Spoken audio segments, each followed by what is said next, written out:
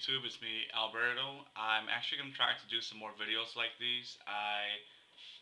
I've done some before, but I've never really followed up because it takes a long time for these videos to upload. Sometimes it takes a good day just to upload a 4-minute video, but my friend from Atlanta, she emailed me and she said she really enjoyed my videos, and I had no clue that anyone was viewing these. So I'm going to try to do some more of these just because I feel that a lot of people can connect on a similar level on stuff that I like to talk about.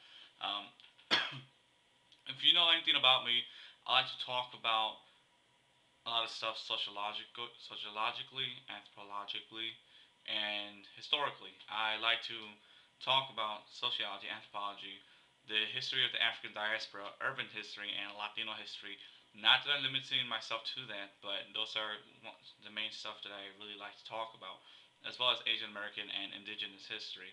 So since I graduated from Loyola, I have missed being in an academic setting, in the academic, just having academic conversations with people who study similar things.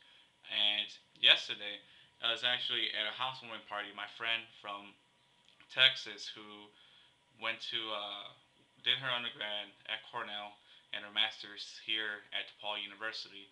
She moved to my native neighborhood of Pilsen, so we were able to talk. Because a lot of her friends were sociologists, so we were able to talk a lot about the urban demographics, the urban phenomenon of Latinos coming in, of African American migration to urban cities, to urban areas. So I really, really liked that. But she brought something out that was not exactly academic, but we made it academic. Um, it was very interesting because I've had it in my mind, and she just pointed out something simple. She's been living in Chicago for about 3 years, and noticed that when she goes out to the Latin clubs. She notices that they don't play cumbia, which is originally Colombian but has been adapted to Mexican culture. So Mexicans kind of made it their own thing, and it's and when I used to go to the clubs or go to just to Latin outings when they have Latino night somewhere, they they would hardly play it. Like they would play very little, like a good 5 songs or even 5 minutes of it, then stop, then go back to salsa, merengue, bachata, and reggaeton. And it's very interesting because if you know anything about Chicago, Chicago hosts the second largest Mexican population in the country. Mexicans are easily a million in the area, and that's not represented in places of leisure, which was something interesting that she brought up. And I kept when she brought it up on an entertainment value, but I thought about people that I know who disregard the presence and the existence of other people, even those who mean well, who are educated, who do have degrees, who are very learned on diversity, on people of color, or on just subjugated groups. For example, if you look at the overall, it's mainly because of the people I've been around, my colleagues, they know a lot about Chicago history, but if you were to ask them what the oldest Latino neighborhood in the city is, or even easier, more advertised history, like what's the oldest African American neighborhood, they wouldn't know because to them it seems unimportant. They haven't said it, but they've expressed that. Well, this is like people want to know more about Lincoln Park. They want to know more about the history of Wicker Park, the history of downtown Al Capone. It's funny because the only thing that people, especially outsiders, tourists, are very fascinated by is Chinatown. But even that in itself, I'm really disturbed by because it's an exotification of Asian Americans. Chinatown is not a brand new enclave. It's been in Chicago for a long time, like 50, 60 years almost.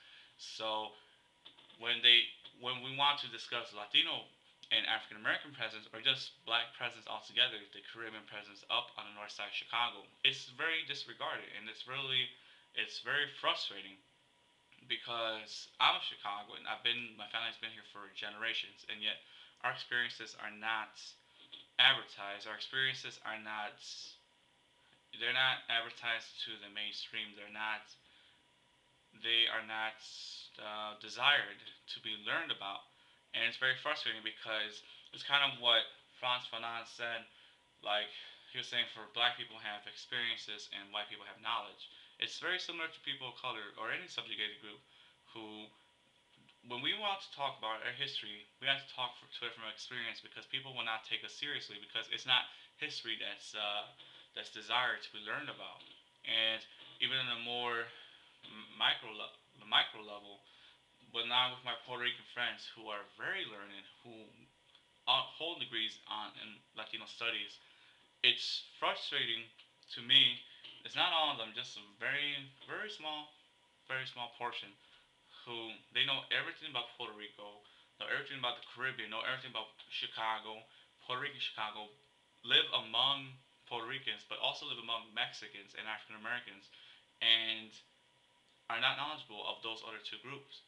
And that's frustrating, and to a sense, it's very ignorant because how are you going to go along living next to people who are like you, who are living similar experiences, and yet learn nothing about their culture and learn nothing from them?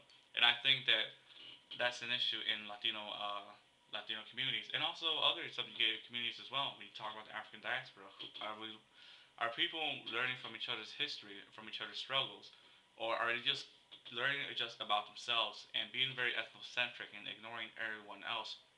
I think at a macro level, well, it's even micro, Chicago historians, Chicago history is again is very Eurocentric. It's frustrating because if we want to talk again, if we want to talk about Mexican history, uh, Black history, Puerto Rican history in Chicago, it's ignored. And even when you talk about demographics or regional locations, the South Side, which hosts the largest Mexican population and one of the largest Black populations in the country, is ignored. The only thing you hear about in Chicago on the South Side is Chinatown and the Museum of Science and Industry and U.S. Cellular Field where the Sox play, and Hyde Park because Barack Obama lives there.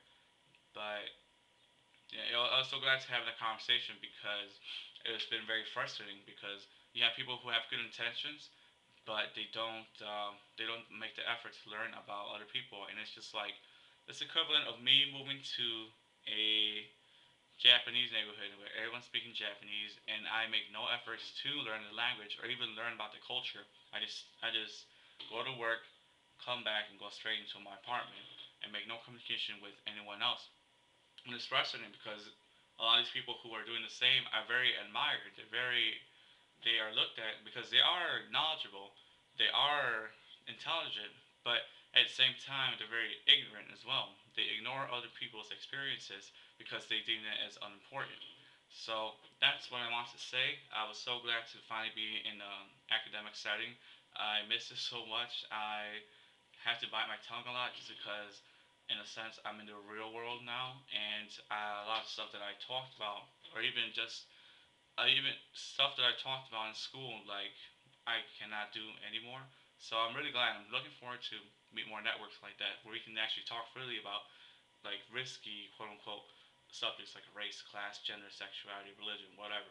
Just because I think it's again it's a part of our society, even though it is constructed, but we need to address it. It's part of our society. It's a part of us. It's our lived experiences and also our collective history. So I'm trying to hit up YouTube with some more of this stuff, but for right now, this may be the first out of, of, of a few. But yeah, so just keep be on the lookout and be doing more video blogs like this. So hope you have a good night, good day, good morning, good whatever you are, and hope to hear from you. Respond later.